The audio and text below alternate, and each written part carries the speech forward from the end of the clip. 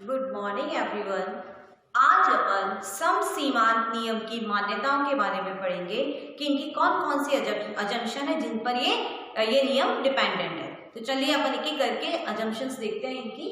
पहली मान्यता जो है इसकी, उपभोक्ता की आमदनी स्थिर। देखिए, समसीमांत जो नियम है सबसे पहले इस मान्यता पर आधारित है कि जो उपभोक्ता है उसकी आमदनी स्थिर है, यानी उसकी आमदनी में ना तो कोई कमी हो रही है और ना ही वृद्धि हो रही है।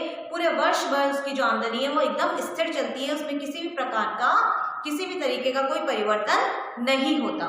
सेकंड, यह नियम इस मान्यता पर आधारित है कि उपभोक्ता एक विवेकशील प्राणी है और वो अपनी आय को इस प्रकार से खर्च करेगा कि उसे अधिकतम संतुष्टि प्राप्त हो। देखिए, दूसरी मान्यता हमें क्या बताती है कि जो उपभोक्ता है एक विवेकशील यानी एक समझदार प्राणी है।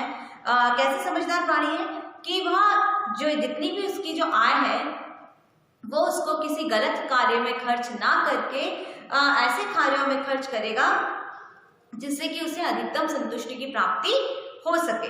तो इसमें सीधी सी यही बात बताई गई है कि एक उपभोक्ता अपने पैसे को इस प्रकार से खर्च करेगा कि उसे अधिक से अधिकतम संतुष्टि प्राप्त हो सके, इसलिए उसे हमने विवेकशील उपभोक्ता के नाम से बताया है।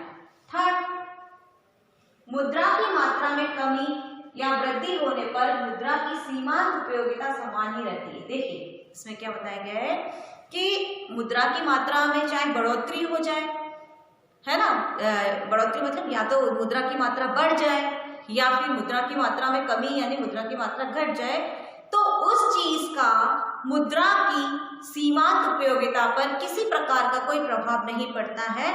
वहां पर भी जो मुद्रा की सीमांत उपयोगिता है, मुद्रा की मात्रा बढ़े या घटे, उसका उससे कोई लेना देना नहीं है।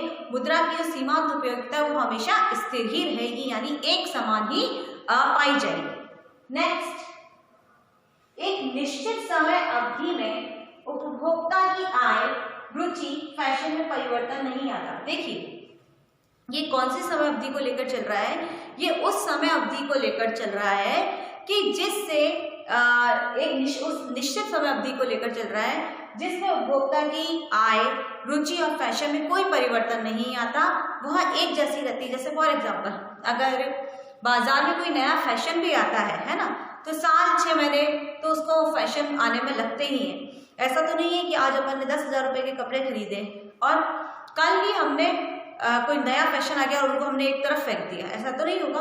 तो कम से कम 10,000 के जो कपड़े लिए कम से कम साल भर तो उन्होंने पहनेंगे। तो अगर भले चाहे कितना भी कोई अधिक फैशन आए तब भी जो उपभोक्ता है उससे प्रभावित नहीं होगा।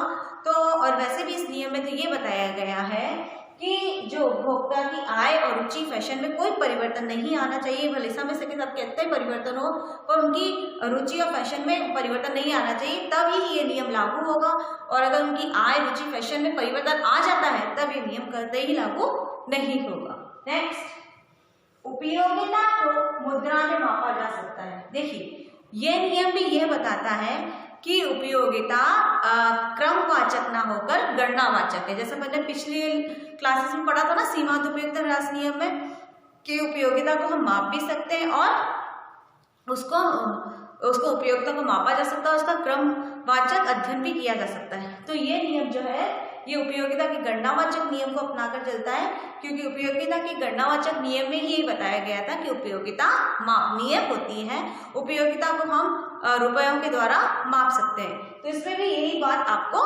बताई गई है। तो यहाँ पे क्या है, ये नियम क्या मान्यता लेकर चलता है कि उपयोगिता जो है वह मापनीय है। नेक्स्ट, वस्तु विभाजनीय है। देखिए, एक मान्यता ये भी है इसकी कि जो वस्तु है वो विभाजनीय है। विभाजनीय मतलब उस वस्तु को हम छोटी छोटी श्रृंखला या इकाइयों में हम आसानी से विभाजित कर सकते हैं।